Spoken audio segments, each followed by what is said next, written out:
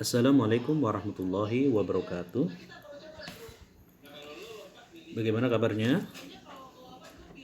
Semoga kita semua dalam keadaan sehat walafiat dan siap menerima pembelajaran hari ini.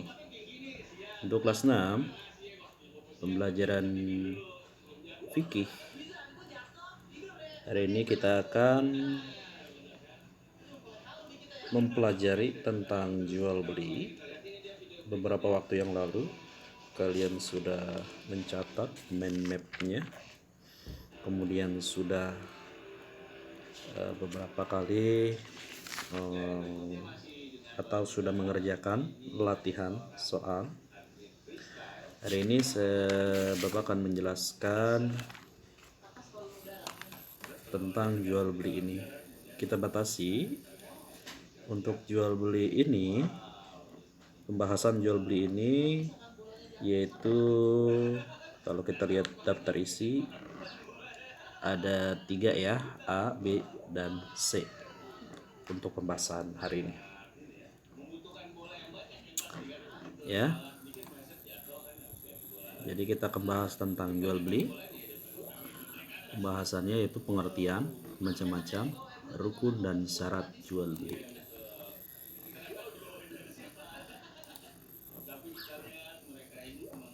Yang pertama adalah pengertian jual beli.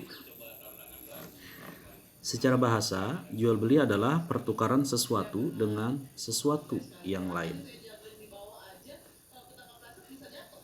Ya, jadi secara bahasa itu jika kita menukar sesuatu dengan yang lainnya, itu sudah kategori jual beli. Nah, tapi secara bahasa. Kata lain atau istilah lain dari kata jual beli adalah al-ba'i, asy-syira', al-mubadalah, dan at-tijarah. Semuanya punya arti jual beli. Secara istilah, para ulama berbeda pendapat dalam mendefinisikannya, antara lain menurut ulama Hanafiyah, jual beli adalah pertukaran harta dengan harta berdasarkan cara khusus yang diperbolehkan. Yang kedua, menurut Imam Nawawi dalam Al-Majmu', jual beli adalah pertukaran harta dengan harta untuk kepemilikan.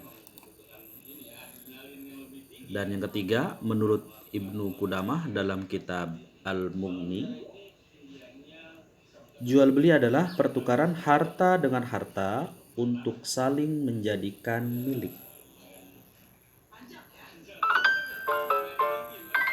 Makin ke bawah makin spesifik ya, makin khusus.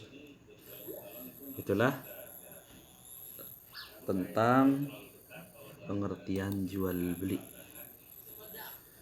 Berikutnya adalah hukum jual beli. Hukum jual beli itu bisa 3 ya. Bisa sunnah, bisa wajib, juga bisa haram. Tergantung dari segi kebutuhan. Yang pertama adalah sunnah. Jika jual beli itu dilakukan terhadap orang yang sangat membutuhkan barang yang diperjualbelikan, karena di dalamnya terdapat unsur tolong-menolong kepada sesama manusia. Yang kedua, wajib, yaitu menjual harta peninggalan orang tua atau orang yang sudah meninggal dunia untuk melunasi hutang-hutangnya ketika masih hidup.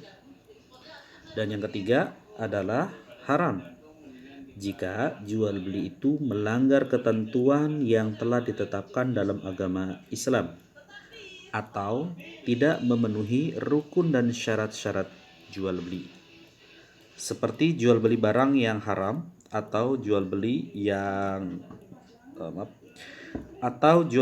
dengan unsur penipuan.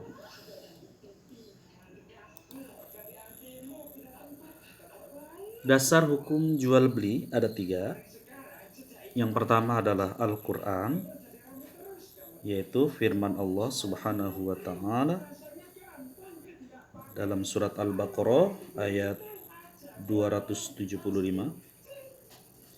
Bismillahirrahmanirrahim. Wa ahallallahu al-bai'a wa harrama riba. Artinya, padahal Allah telah menghalalkan jual beli dan mengharamkan riba.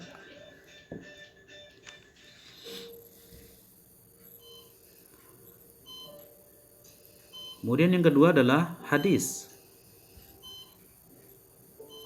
Hadis Nabi yang mengatakan, suatu ketika Nabi Shallallahu Alaihi Wasallam ditanya tentang mata pencarian yang paling baik. Beliau menjawab, seseorang bekerja dengan tangannya sendiri dan tiap-tiap jual beli yang mabrur. Hadis riwayat Bazzar. Maksud mabrur dalam hadis adalah jual beli yang terhindar dari usaha tipu menipu dan merugikan orang lain. Yang ketiga adalah ijma. Ulama telah sepakat bahwa jual beli diperbolehkan dengan alasan bahwa manusia tidak akan mampu mencukupi kebutuhan dirinya tanpa bantuan orang lain. Namun demikian, bantuan atau barang milik orang lain yang dibutuhkan itu harus diganti dengan barang lainnya yang sesuai, mengacu kepada ayat-ayat Al-Quran dan hadis.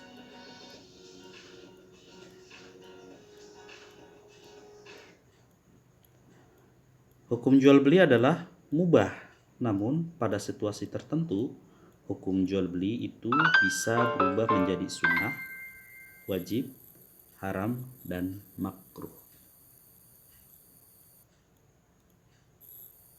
Bertambah ya. Jadi hukumnya itu bisa jadi 5. Dasarnya adalah boleh. Nama lain dari boleh adalah halal. Kemudian sunnah. Kemudian wajib. Kemudian haram, ya makruh. Jadi tidak sekedar 3 hukum yang tadi kita sebutkan. Berikutnya,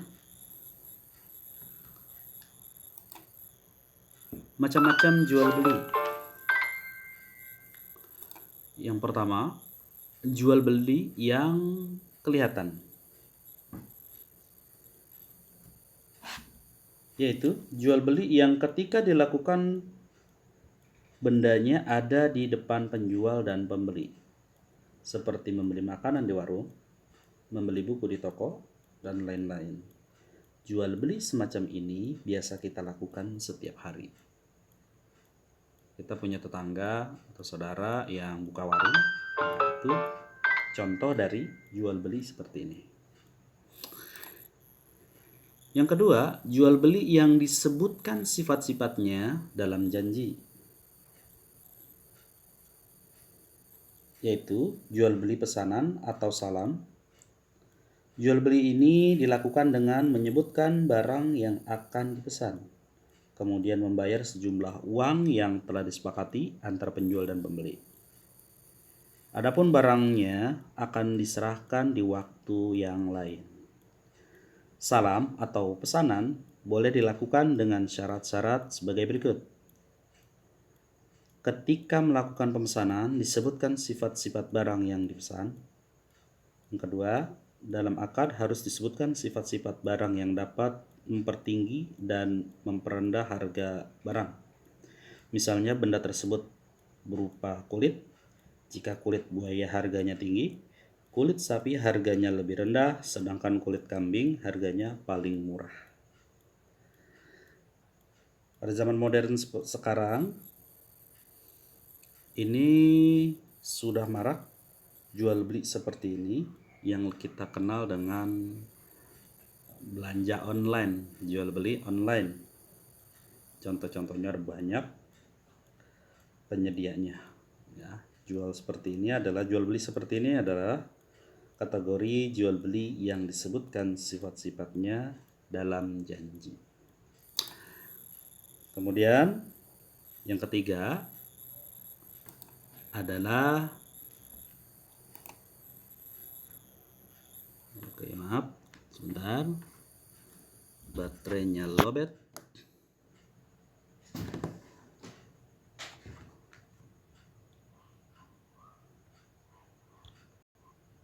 Kita lanjut. Kemudian yang ketiga yaitu jual beli benda yang tidak ada.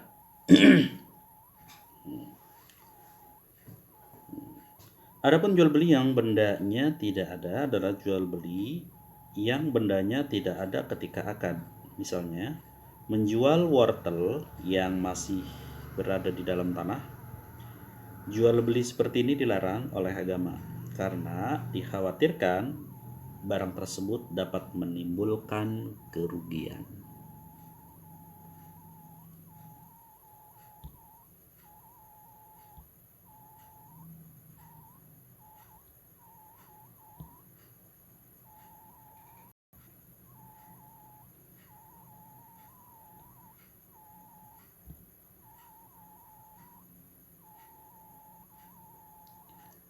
Berikutnya adalah rukun jual beli.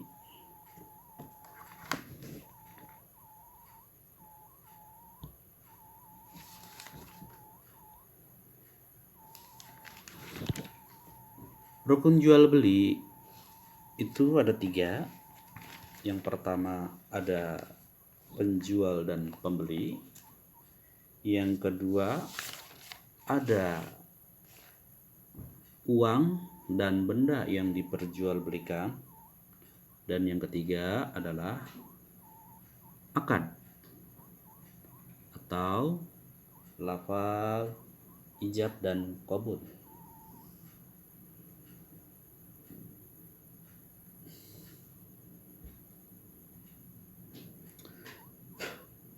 Berikutnya adalah syarat jual beli. Yang pertama adalah berakal. Bagi si penjual maupun pembeli harus berakal. Kemudian atas kemauan sendiri, tidak boros. Penjual dan pembelinya sudah balik. Kemudian barang yang diperjualbelikan itu adalah barang yang suci. Kemudian barangnya ada manfaatnya. Lalu barang yang dijual ada dan terlihat. Yang ke-8, barang yang dijual milik si penjual atau milik yang menyuruhnya. Dan yang terakhir, barang yang dijual diketahui dengan jelas.